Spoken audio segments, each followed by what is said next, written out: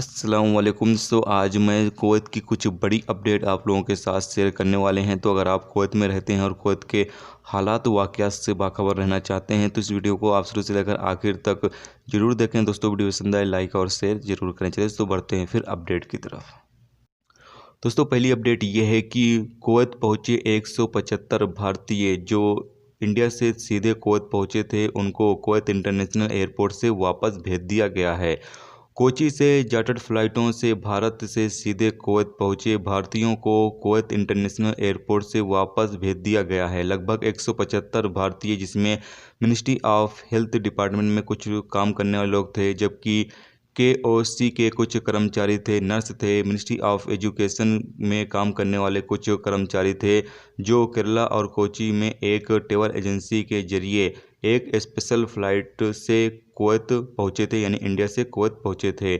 Kuwait में मौजूद भारतीयों को सीधे प्रवेश करने की इजाज़त नहीं है। हालांकि कुछ स्पेशल परमिशन के तहत जो मिनिस्ट्री ऑफ हेल्थ में काम करने वाले लोग हैं, या फिर मिनिस्ट्री ऑफ एजुकेशन में काम करने वाले लोग हैं, या फिर केओसी के तहत काम करने वाले लोग हैं, या इसी तरीके से जो लोग काम करते हैं, वो लोग स्पेशल परमिशन के तहत इसके लिए जो कुवैत की अथॉरिटी है उससे स्पेशल परमिशन लेनी होगी और उसके बाद वो इंडिया से सीधे कुवैत में एंट्री कर सकते हैं। लेकिन वो भी स्पेशल परमिशन के तहत, जब तक उनको परमिशन नहीं दी जाती है, जब तक वो सीधे इंडिया से कुवैत का सफ़र नहीं कर सकते हैं। तो इन तमाम लोग जो कुवैत पहुँचे थे, ये लोगों को एक दिन तक लगभग वहाँ पर रोका गया। उसके बाद फिर इनको वापस इंडिया के लिए रवाना कर दिया गया, क्योंकि इंडिया के जो दूतावास कुवैत में मौजूद हैं वो पहुँचे एयरपोर्ट पर और इन लोगों से बातचीत किया। हालांकि इनको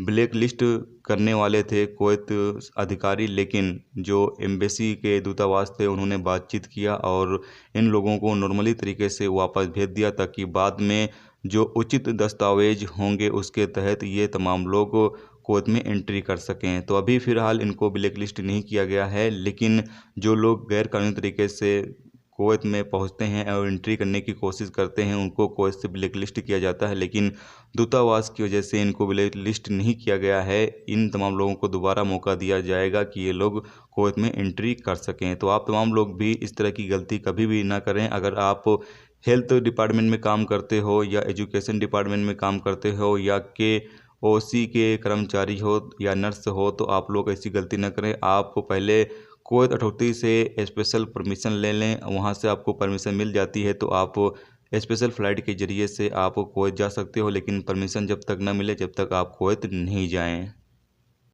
दोस्तों अगली खबर यह है कि कुवैत के मंत्री तारिक अल मुजरिम ने कहा है कि कुवैत में जो लोग भी अभी एंट्री कर रहे हैं उन तमाम लोगों को कुवैत एयरपोर्ट के जो रूल्स रेगुलेशंस हैं और मिनिस्ट्री ऑफ हेल्थ के जो रूल्स रेगुलेशंस हैं उसको तमाम लोगों को फॉलो करना होगा। अगर कोई भी शख्स फॉलो नहीं करता है तो उसको कुवैत एयरपोर्ट से वापस कर दिया जाएगा और कुवैत में एंट्री नहीं दी जाएगी।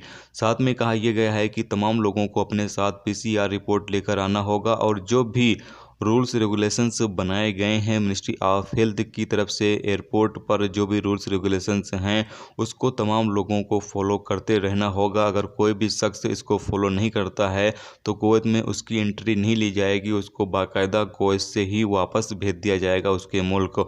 तो आप तमाम लोग भी, अगर आप दुबई के रास्ते भी कुवैत के अंदर एंट्री कर रहे हो तो जो भी रूल्स रेगुलेशंस हैं उसको ज़रूर से फॉलो करो, या फिर जो लोग डायरेक्ट एंट्री कर रहे हैं वो लोग भी कुवैत के जो रूल्स रेगुलेशंस हैं उसको ज़रूर से फॉलो करें, नहीं तो कुवैत से उनको वापस कर दिया जाएगा, कुवैत में एंट्री नहीं ली जाएगी।